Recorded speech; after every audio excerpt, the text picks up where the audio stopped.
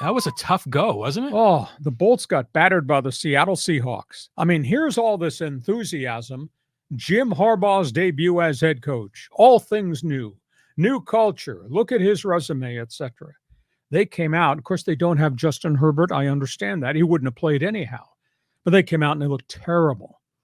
They got a problem at backup quarterback because if Herbert continues to get hurt, and he's had a lot of different injuries the last 3 years, they have to hand the ball to Easton Stick. Well, last season when Easton Stick, the backup, became the starter, he went 0-4. And yeah, they'd move the ball up and down the field. He couldn't get him into the end zone. They were 0-4. What I saw Saturday was just horrible. They went 25 minutes without a first down. The Chargers did in the first half with Easton Stick at quarterback. Wow. They went 0-for-7 on third down conversions. They had 6 straight 3-and-outs in the first half. They had no yardage. They had no offense at all. 6 straight. And this was with their number one offensive line that includes 3 first-round draft picks. They didn't block very well in protection. They couldn't run block worth a bleep. I mean, it was bad. And Seattle eventually went on to win the game 16-3, and the Chargers were just not competitive. So suddenly, they got issues here. Neither one of their top 2 running backs was allowed to play, protecting them against injuries. They don't know when Herbert's going to be back. It could be another 3 weeks. He's got at least another week in the boot and then 2 weeks soft preparation to get him ready to practice, and then 1 full week of practice before they start the season. I don't think you can trust Easton Stick any longer. He couldn't do it last year when he's a 4-year veteran. He's been in systems. They're going to have to go find a backup quarterback. Now, they just signed, and this is interesting. They signed a kid from San Diego. His name is Luis Perez. He played small college football at, I think it was East Texas State. Set all kinds of passing records in Division II. And he played in the spring leagues. He played in the Alliance of American Football. He played this past spring in the, quote, UFL. I'm sure you watched every game. I didn't. Wasn't on my radar. Anyhow, the kid can chuck it. The kid moves the pocket. He's kind of dynamic, a little bit undersized. He's always been knocking at the door for a chance. He's been in some NFL camps. They just signed him. They need to find out whether this kid can actually play. So he will have had 2 full weeks of practice under his belt. Maybe he should play the second preseason game just to see. Because I don't think Max Duggan, TCU quarterback, he's there. He didn't show anything. Another kid, Casey Bauman from small college football, he's street free agent. He played. He didn't show anything. So maybe they should give the San Diego kid, I want to say he might be from Eastlake or maybe Chula Vista, Luis Perez.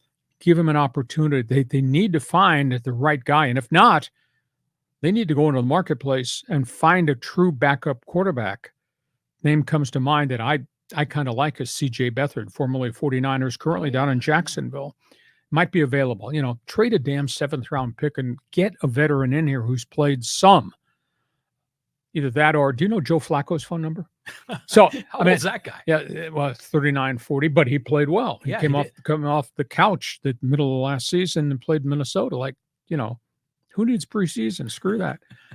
They're going to have to solve this because Herbert has had a history of suffering some significant injuries each of the last 3 seasons. Although he is your stud, he's your guy. But Jim Harbaugh's got a lot of work to do.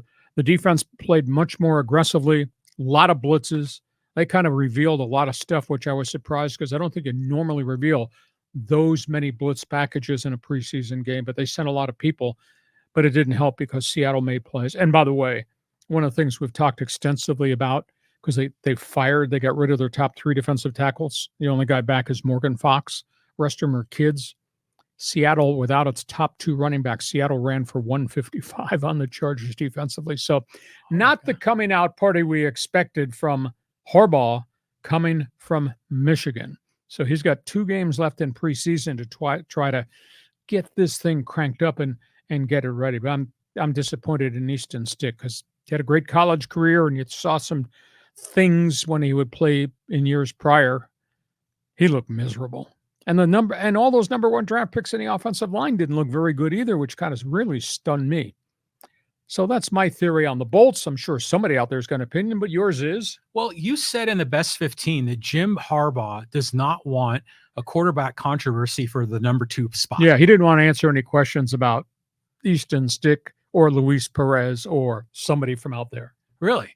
And the kid from TCU, man, he was really good in college. That's college. Yeah, but still, I mean, I had good vibes about that guy. A little bit undersized. Yeah, okay. That's a big issue. But, Herbert has been injured.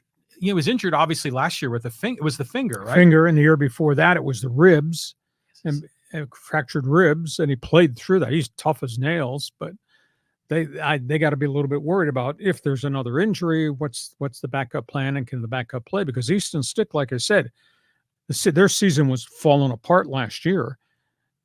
It was his game. He played 4 in a row, and he could not get the sucker in the end zone. Pick up the phone, call Craig Wheelahan. No.